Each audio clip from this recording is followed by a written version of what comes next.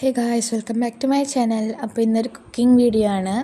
അപ്പോൾ ഇന്ന് നമ്മൾ കുക്ക് ചെയ്യാൻ പോകുന്നത് ഒരു സെമി എഗ് ഗ്രേവിയാണ്. അതിന് വേണ്ടിയിട്ട് ആദ്യം ഒരു കടായി എടുത്തിട്ട് അതിനകത്ത് എണ്ണ ചൂടാക്കാൻ വെക്കണം. എന്നിട്ട് അതിനകത്ത് ചതച്ച ഇഞ്ചിയും പൂണ്ടും ഇടണം. എന്നിട്ട് അതിനെ നല്ലോണം ഇളക്കി കൊടുക്കണം. അതിച്ചിരി ഒന്ന് കളർ ചേഞ്ച് ആകുമ്പോഴത്തേക്കും നമ്മൾ പൊടിയായിട്ട് അരിഞ്ഞു വെച്ച ഉള്ളി അതിനകത്ത് ഇടണം. ഉള്ളി ഇട്ടതിന് ശേഷം അതിൻ്റെ ഇച്ചിരി ഉപ്പിട്ട് നല്ലോണം മിക്സ് ചെയ്തിട്ട് അടച്ചു വെച്ച് വേവിക്കണം.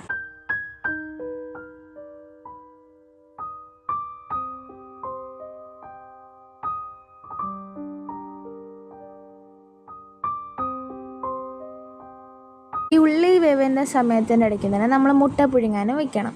അതിൻ്റെ ഇടയ്ക്ക് തന്നെ നമ്മളുടെ ഉള്ളി ഇവിടെ നല്ല റെഡിയായിട്ട് വന്നിട്ടുണ്ട്. എന്നിട്ട് ഉള്ളിക്കകത്തൊരു കുഴി തോണ്ടി അതിനകത്ത് ചെറുതായിട്ട് അരിഞ്ഞ തക്കാളിയും കൂടി ചേർത്തിട്ട് ഇളക്കാതെ ഒന്ന് അടച്ച് വെച്ച് വേവിക്കണം. ഒരു 2 മിനിറ്റ് കഴിഞ്ഞ് അതിനെ ഒന്ന് തുറന്നിട്ട് ഇളക്കി കൊടുത്തിട്ട് നമ്മൾ വീണ്ടും അടച്ച് വയ്ക്കണം.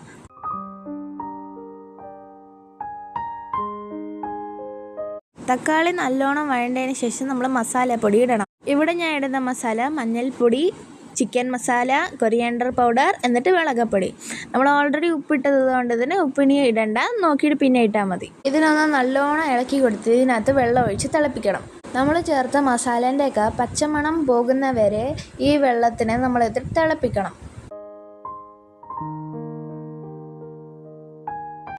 ഒന്ന് തിളച്ച് വരാൻ തുടങ്ങുമ്പോൾ നമ്മളിതിനകത്ത് വേവിച്ച് വെച്ച മുട്ടേനെ ഒന്നൊന്നായിട്ട് ചേർക്കണം.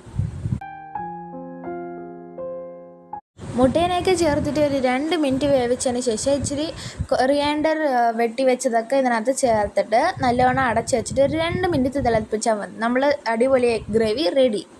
അപ്പോൾ ഇതിനെ ചപ്പാത്തിക്കോ ദോശയ്ക്കോ പൊറോട്ടയ്ക്കോ എന്തിനു വേണമെങ്കിലും കൂട്ടി കഴിക്കാൻ നല്ല രസമാണ്. അപ്പോൾ നമ്മൾ കഴിച്ചതിന് ശേഷം നമ്മളുടെ വീട്ടിൻ്റെ അടുത്തേക്ക് ഒരു പാർക്ക് ഉണ്ടായിരുന്നു. അവിടെ നമ്മൾ പോയായിരുന്നു. അവിടെ പോയപ്പോൾ കാണാം ഇവിടെ കുറേ മീൻ വെറൈറ്റീസ്, പക്ഷികൾ, അങ്ങനെ കുറേയൊക്കെ ഉണ്ടായിരുന്നു. അതിനകത്ത് ഇച്ചിരി ബേർഡ്സ് എനിക്ക് അറിയത്തുള്ളൂ. ലവ് ബേർഡ്സ് ഉണ്ടായിരുന്നു, ബജ്ജീസ് ഉണ്ടായിരുന്നു. എന്നിട്ട് ഞാൻ കുറേ നേരം മീനിൻ്റെ അടുത്തിട്ട് ഡിസ്റ്റർബ് ചെയ്തുകൊണ്ടിരുന്നു. ഇലയൊക്കെ പിടിച്ചതിനകത്ത് ഇട്ടായിരുന്നു. അതിനെ കൈയിട്ടിരുന്നെങ്കിൽ മിക്കവാറും എന്നെ കടിച്ചിരിക്കും. പിന്നെ കുറച്ച് നേരം ഈ ബേർഡ്സിനൊക്കെ ഫുഡൊക്കെ ഇട്ട് കൊടുത്തായിരുന്നു. അവിടെ ഇരിക്കുന്ന ഫുഡ് തന്നെ താഴച്ചിരിക്കുക. അതിനെ നമ്മൾ വെതറിയിട്ട ബേർഡ്സ് നമ്മളുടെ അടുത്തേക്ക് വരിക. പിന്നെ ഉണ്ടായിരുന്നത് മുയൽ കുഞ്ഞുങ്ങളാണ്. മുയൽ കുഞ്ഞുങ്ങൾ ആദ്യം കണ്ടതേ ഇല്ല. നമ്മൾ വന്നത് എന്താ പറയുക, കുറേ ഭക്ഷണമൊക്കെ കൊടുത്ത് പക്ഷെ ഒന്നും വാങ്ങിയില്ല. പിന്നെ ഒരെണ്ണം ചാടി വന്നപ്പോഴത്തേക്കാണ് പിന്നെ എല്ലാ മുയലും ഇങ്ങനെ ലൈനായി വരാൻ തുടങ്ങി. പിന്നെ അതിന് ശേഷം നമ്മൾ കൊടുക്കുന്ന ഫുഡൊക്കെ വാങ്ങി കഴിച്ച് ഇതിനൊക്കെ കുറേ ഫുഡ് കൊടുത്തായിരുന്നു. അതിനകത്ത് തന്നെ നമ്മൾ ഈ കൊറിയാണ്ടറൊക്കെ വെളി തള്ളിയിരിക്കത്തില്ല, അതിനെ പിച്ച് തന്നെ നമ്മൾ അതിനകത്ത് തിന്നാൻ കൊടുക്കും. അപ്പോൾ ഇതാണ് ഫസ്റ്റ് വന്നത്. ഇത് വന്ന് കഴിക്കാൻ തുടങ്ങിയതിന് ശേഷം ലൈനത് അടുത്ത് 1, 2 വരാൻ തുടങ്ങി. പിന്നെ കുറേ പ്രാവശ്യം കൈയൊക്കെ തിട്ടപ്പോൾ കടിക്കുന്ന പോലെയൊക്കെ വന്നു, പക്ഷെ കടിച്ചില്ല കേട്ടോ. നല്ല മുയൽ കുഞ്ഞുങ്ങളായിരുന്നു.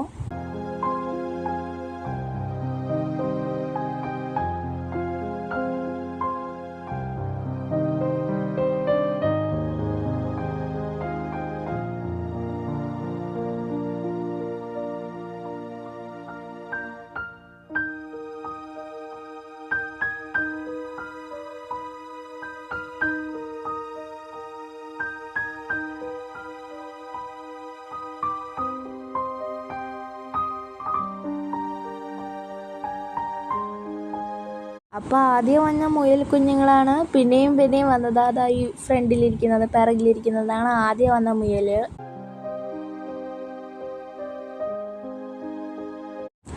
ഈ പിറകിൽ കാണുന്നതാണ് മറ്റേ പറഞ്ഞില്ലേ പേടിച്ചിരിക്കുന്ന മുയൽ. അപ്പോൾ ഇതാണ് അത്.